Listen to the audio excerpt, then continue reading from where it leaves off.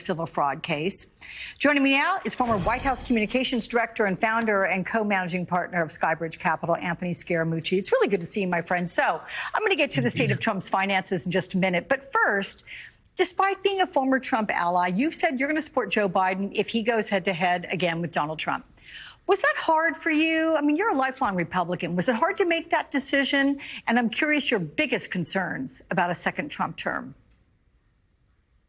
No, it's actually not hard, and it's good to be back, Alex. Thank you. It's not hard because this is really about a threat to the American democracy, and so you just have to take Trump at his word. He wants to demolish the separation of powers. He said he wants to go after his political adversaries and potentially pull FCC licenses of people on the air that disagree with him. So that's enough for me. It should really be enough for anybody that studies the Constitution and recognizes how valuable that document has been in the service of all of our families and in creating this great, wonderful country. So saying that, how surprised are you that after his many legal entanglements and unhinged rhetoric, Trump is steamrolling his way to the Republican nomination? Did you think Ron DeSantis would pose more of a threat? I'm curious what happened there.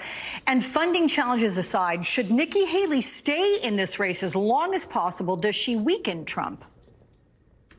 Well, let me start with that. I think she does weaken the president. I think Governor Haley is a very competent politician, great public servant, and she polls very well versus President Biden. And so she would be the natural candidate. But unfortunately, to answer the first part of your question, the president has ardent support. There's a very large group of people in the country that feel left out. They're quite angry about that. And Mr. Trump is an avatar for their anger. He represents them. He's sort of this orange wrecking ball crashing into the institutions of the establishment that this 20% of the people doesn't like. And I would say to the Biden administration, you have to figure out a way to reconnect those people into the social fabric of America, because it was those people's grandparents or great-grandparents that voted for Lyndon Johnson and FDR respectively. So, you know, to me, I'd like to see her stay in the race to weaken him. But, you know, this is a money game. And if she runs out of money, it'll be impossible for her to do it. Speaking of money, the question now, can Trump pay Carroll that $83 million verdict against him? I mean, Trump claimed in depositions that his stockpile of cash exceeds $400 million, though one analyst suggested on this broadcast it's actually less than $300 million. Do you expect him to put up the cash? I mean, is he going to have to liquidate assets?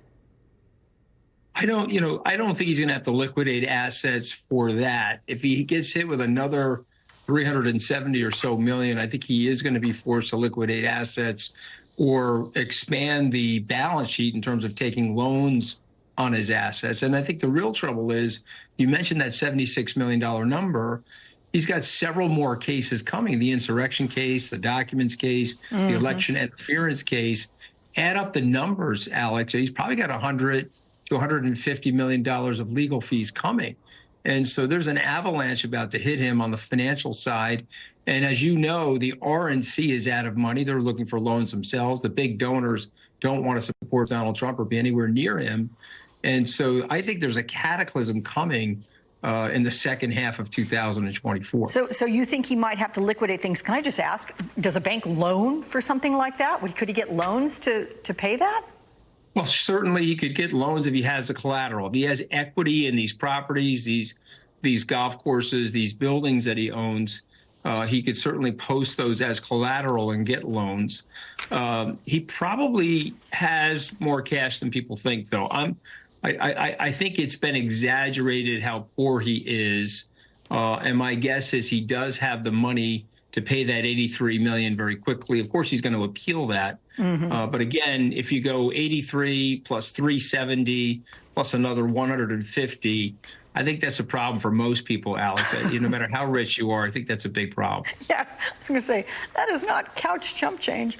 Okay, Anthony Scaramucci, it's good to see you, my friend. We'll look forward to doing it again soon. Great to be here. Meantime, the clock is ticking towards midnight in Iraq and Syria. So does it also mean we're closer to more U.S. retaliatory strikes? An up-to-the-minute report on what to expect next. I bid you all a good day from Msnbc World Headquarters here in New York. Welcome, everyone, to Alex Witt Reports. Two big breaking stories this hour for you. First, new reaction.